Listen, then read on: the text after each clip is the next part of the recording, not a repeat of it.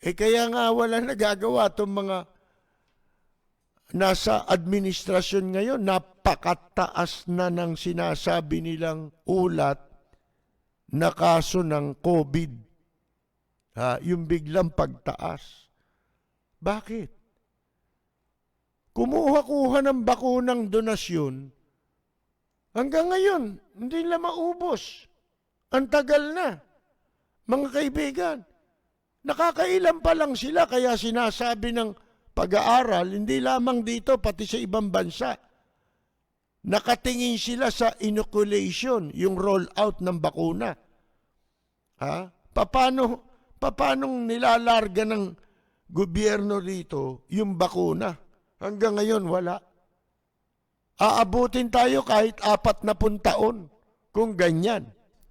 Mabuti na lang, hindi sila aabot ng 40 taon, mga kaibigan.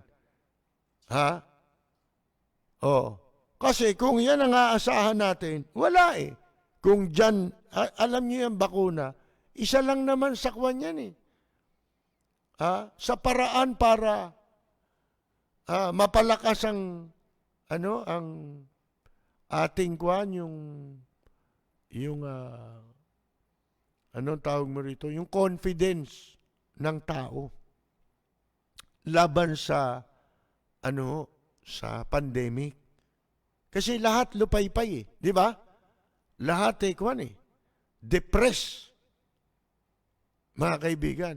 At sa panahong ganito, tayo nangangailangan ng mga leader na malinaw ang isip, hindi malabo isip. Ito malabo eh. Ang pinagkakaabalahan, hatiin ang Palawan. Ang pinagkakaabalahan, red tagging. Ako ano-anong wala eh. Ang lalayo eh. Mga kaibigan eh. Inuuna, makapaghigante. Hindi naman kayo nilagay dyan para yan ang maging priority ninyo eh. Yan lang pala gagawin ninyo. Niloko nyo tao. Di ba? Wala naman pala kayong kakayahan sa mga pinagpapapangako ninyo. Kaya yung mga magsasabi, mga ngako, kaya tayo tama lagi yung sinasabi natin paulit-ulit. Ang pagpili ng iboboto mo, ibabatay mo sa track record. Hindi sa bunganga. Kung ang track record mo lang bunganga, bakit mo iboboto si bunganga? Di ba? Katulad niyan, pinakikitang track record ni Vice President Leni Robredo yung ipagpatuloy kung ano yung maitutulong niya ng kanyang tanggapan kahit na ginigipit siya. Di ba? Sa budget pa lang eh. Paano siya makakatulong? Kung ano man yung budget niya, yan ang ginagamit niya. At mabuti na lamang marami ang nagtitiwala na tumutulong sa kanya. Ang sabi niya pa, kagaya ako, yung mga pinuntahan kong mga lugar dito, kasi nasa kuwan sila probinsya yung pinakamalayo, yung pinakamalalayo, hindi naman tayo nagkaroon ng events. Talagang binisita lang natin yung programs. Hindi katulad nila, di ba? Positive daw sa COVID, si Sinas, nandun. Di ba? Alam nyo, kung kayo positive at gumagawa lang kayo nagpapanggap lang kayo na positive kayo, huwag nyo nang ibalita yan dahil wala naman nag-i-interest. Ginagawa tuloy kayong comedy. Si Roque, nung sinabing positive, may natuwa ba? Meron bang kwan? Meron ba sumimpat siya? Wala eh. Minumura pa eh. Minumura pa. Bakit sabi ilabas yung resulta ng kanyang test. Kaya nga pinalalabas sa kanya sapagkat hindi naniniwala ang tao. Bakit? Sinungaling Pusakal na sinungaling Kaya ginagawa siyang katatawanan. Hindi ka na siniseryoso. Hindi niyo ba nakikita yun? Ang sabi, bakit naman gusto pa nilang ilabas? Hindi naman importante. Hindi talaga importante yun.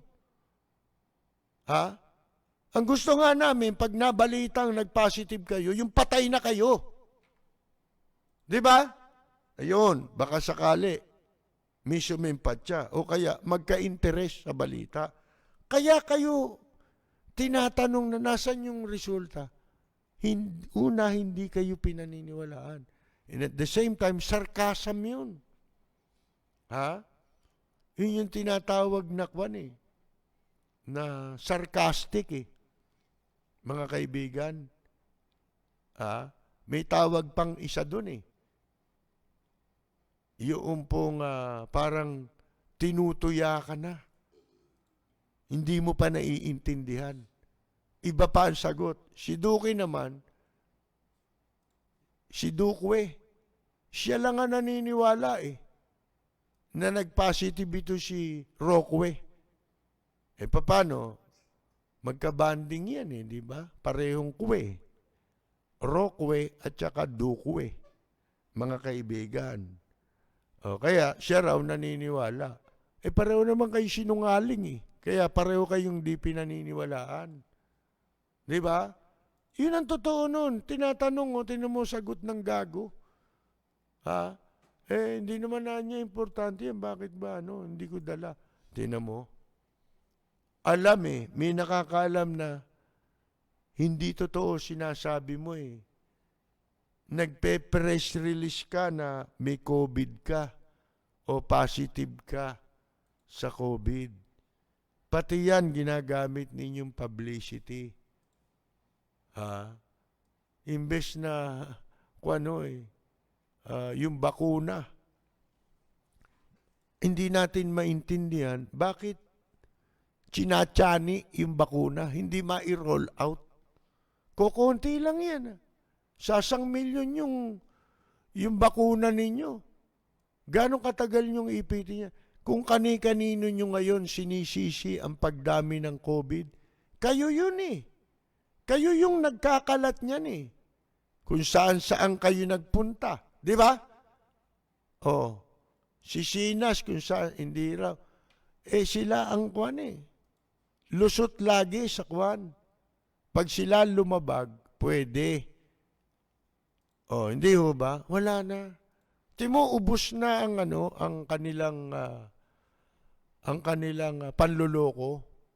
Ano naman ngayon? Pananakot na ulit. Mga kaibigan.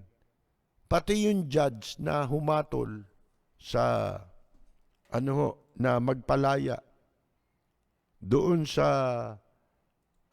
babaeng journalist. Mga kaibigan nired tag nila. Sipin mo yan. Tapos ang Korte Suprema mukhang tahimik. Mga kaibigan, bakit tahimik ang Korte Suprema? Yun yung sinasabi natin nung nakaraan, di ba? Dapat mayroong motto proprio na ini-exercise ang Korte Suprema sapagkat teritoryo nila yan Isipin mo, masama nang humatol. At pagka humatol ka, gagawin kang komunista. Pero sila yung komunista. Sila yung lips to lips ng China. Mga kaibigan, isipin mo itong judge, mga nganib ang buhay nito. Mga kaibigan, itong judge na nagpawalang sala doon sa inakusahang yung niregtag nila na si Lady Ann Salem at saka yung unionistang si Rodrigo Esparago. Ito yung sinasabi natin, pag natalo sila sa kaso, hindi nila tinatanggap. Kahit na ang may depekto sila, mga kaibigan. Kasi itong nangyaring ito sa Mandaluyong, itong si Judge Monique Kisumbing Ignacio ng Mandaluyong RTC Branch 209, inabsuelto niya yung inakusahan eh. Bakit?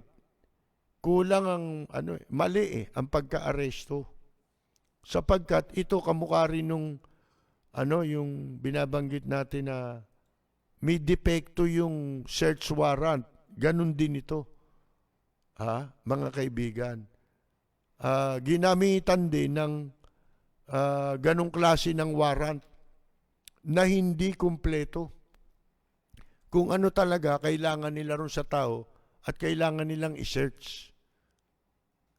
Mga kaibigan. So, yun binaliwala nung Mandaluyong RTC sapagkat mali ang pagkaka-issue ng search warrant nito na inisyu ng isang korte sa Quezon City na naman. Di ba? Akalain ninyo itong judge na ito, manganganib ngayon ang buhay nito, mga kaibigan, pagkatapos na magkabit ng tarpaulin. Ano ginagawa nung mayor dyan sa Mandaluyong? Kasabwat ka ba dyan? Kasi nakapwesto kayo. Si Benhar Abalos na-appoint sa Metro Manila Development Kotong Authority. Isipin mong katarantaduhan yan. Buti pa si Yorme Isko eh. Di ba nung binabanatan niya yung tarpaulin ni takbo, gusto tumakbo, ambisyosa, ano sabi ni Isko? Obvious naman na niya eh. Pinagtatawanan kayo dito sa Maynila eh. Yung tarpaulin nung nagpapatakbo sa'yo, nakadikit doon sa tarpaulin ng mga red tagging. O isipin mo yun, di isa lang may gawa nga naman nun, sino gagawa nito? Ito sa judge. Di sila rin, mga kaibigan. Diba? Kailangan tama sila. Para maitama nila, kabuktutan nila, wala silang pakialam kahit na manganib ang buhay nitong hukom. Sipin mo yan. Inaatake siya ngayon dahil sa kanyang pagtupad ng kanyang tungkulin. Ang sabi dito ng CHR, meron palang batas sa United Nations Basic Principles on the Role of Lawyers. Nakalagay pala yan dyan, mga kaibigan, na that members of the legal profession, na ang mga miyembro ng legal profession shall not be identified with their clients or their clients' causes as a result of discharging their functions. Hindi sila dapat itong mga nasa legal profession, abogado hanggang judge, hanggang justice. Hindi ka dapat na ma-identify kaya kung ano yung kliyente mo, sasabihin mo, ganun ka rin. Hindi pwede yun. Kasi may ginagampan ng pananagutan ng abogado. Sabi nga sa inyo, kahit na kriminal ka, umaming ka, ako may kasalanan, ako pumatay, kailangan mo pa rin ng abogado eh. Hindi ka na may kukulong sa Muntinlupa hanggang hindi ka na dumadaan sa proseso hanggang hindi ka nahatulan. Kahit ikaw umaming ka pa sa kasalanan. Ba't kayo kukulong? Di ba? Kukuha ka ng abogado kasi dadaan ka pa sa proseso. Kahit aminado ka na, pumunta ka sa pulis. Gumawa ka ng krimen. Akuha niya gumawa ng krimen eh. Oh. Hindi pwedeng basta ganun lang, kulong ka na kagad. Ngayon, ba't mo sasabihin kung ano yung kliyente mo, ganun din. In the same manner, hindi rin mo pwedeng itag yung kung ano yung kliyente, ganun din yung judge o yung abogado, ganun din yung kliyente niya. Vice versa yun. May batas. Itong batas na ito ay ito yung mga nakapaloob sa kasunduan ng buong daigdig o ng mga daigdig sa bansa na kasali dito sa nakikiisa na mangangalaga sa ating human rights, mga kaibigan. Signatories. Yung mga bansang signatories, mga kaibigan.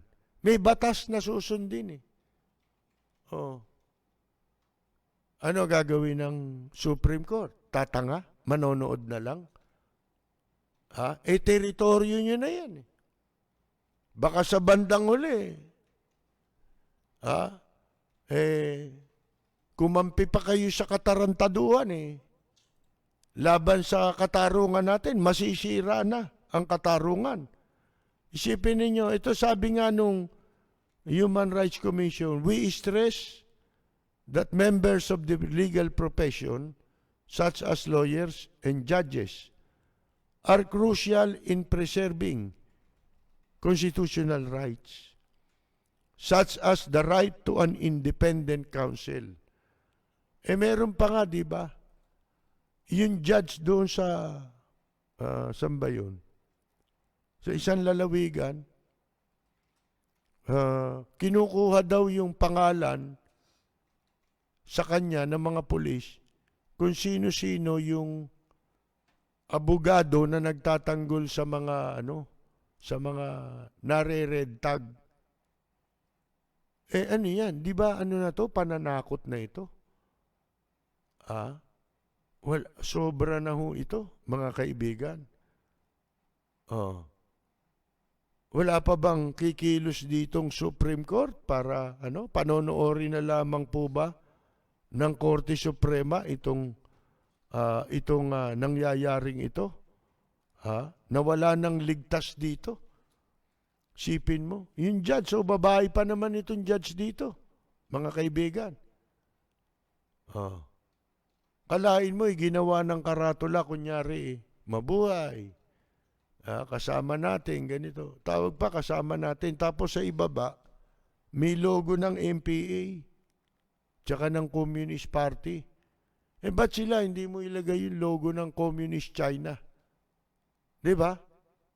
Mga kaibigan. Sila tong ka-lips to lips ng China eh. Tapos nagre-red tag kayo. At kumo kayo ay sang-ayon sa pakikipag-lips to lips ng administrasyon sa Communist China. Sino ngayon ang komunista? Yung nire-red tag o yung armed forces tsaka yung PNP?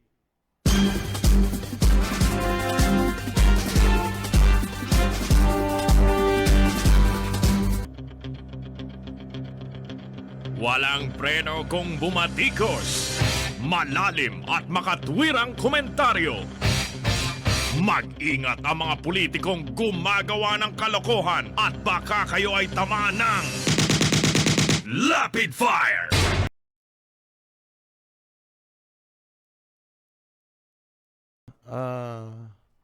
Merong raw mga dinistribute na naman na mga dahil dito sa pagtaas ng COVID-19, si Vice President Robredo ay nagpahayag ng kanyang concern dahil nga sa pagtaas ng COVID sa Metro Manila at yung sa kawalan ng katiyakan ng vaccine deliveries. sabi niya, habang ang vaccination program ay nailarga na, hindi pa tiyak kung kailan ang susunod na supply ng bakuna darating, mga kaibigan. The scarcity of vaccines is there, sabi niya. Yun na nga yun, yung binasa natin, di ba? The vaccine is not our only chance, but a major factor in changing the trajectory. Mga kaibigan, katulad din nung nabanggit natin kanina, hindi man yan ang pinaka-solusyon sa pandemic ngayon. Yan ang layunin na isa dyan makapagbigay, ma-restore yung confidence ng tao. Hindi ba? Mula sa pagiging sa depression, di ba? Na bunga nitong pandemya. Kaya hindi ito ang tamang panahon para sa mga gago, di ba? Na wala nang ginawa kundi gumawa ng mali. Yun ang ginagawa lagi, mali. Pagkatapos, pagsabit na, maghahanap ng sisisihin. Kanino kaya natin maibintang? Tayo yung nagkabit nitong poster na takbo, Sara, takbo nahalata tayo. Sisihin natin si Vice President Robredo. Mga kaibigan, di ba? Sino ba sisisihin natin ngayong araw na ito? Yan yata iniisip nila lagi. Yung kay BP Robredo, ano tawag doon? Yung hindi niya pinag-iisipan ng 2022 kung hindi. Ang inaatupag niya na lang, itong pandemic, di ba? Paano makakatulong? Ang tawag doon, propriety. Yun ang wala sila sa administrasyon. Yung propriety. Ano ba yung propriety? Kawastuhan, mga kaibigan. Hindi lahat ng bagay na inaakala mo, halimbawa, isang bagay na nasa batas naman, pero mali mo namang gagawin. Hindi yun. Mali yun. Di ba? O kaya, panahon ng pandemya, ang inaatupag mo manakot, maghasik ng sindak, pagbantaan ng kung sino-sino, pagmumurahin mo kung ito na lang pandemic ngayon, napakabigat.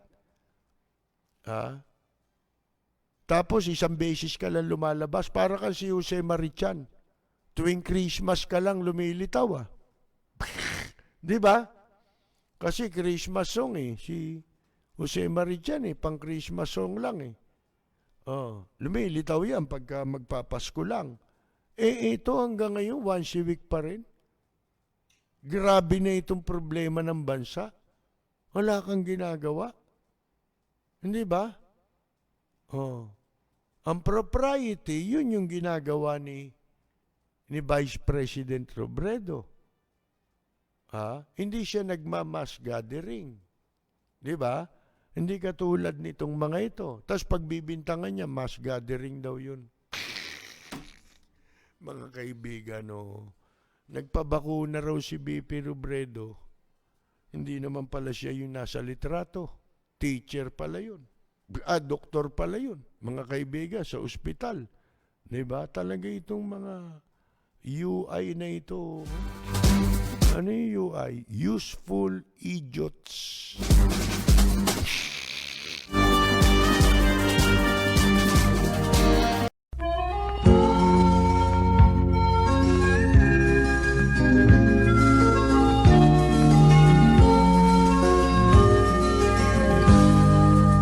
Bayan ko ay isa ang lahi, dito'y wala ang pagkukunwari.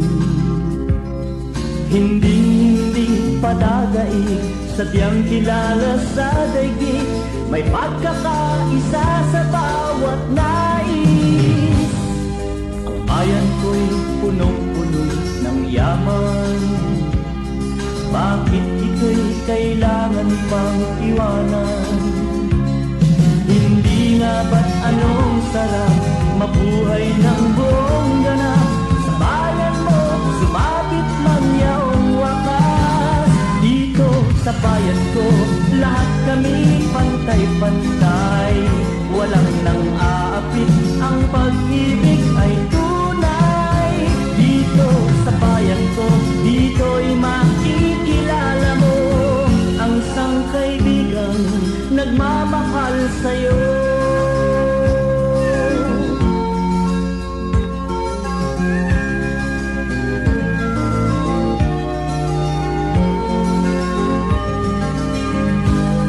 Ang bayan ko'y punong-puno ng yaman. Bakit ito'y kailangan pang iwanan? Hindi nga ba't anong sarap mabuhay ng buong ganap? Sa bayan mo, sumapit mang yaong wakas. Dito sa bayan ko, lahat kami pantay-pantay. Walang nang aapit, ang pag-ibig ay tunay. Dito sa bayan ko, dito'y makikilala mo ang mga kaibigang nagmamahal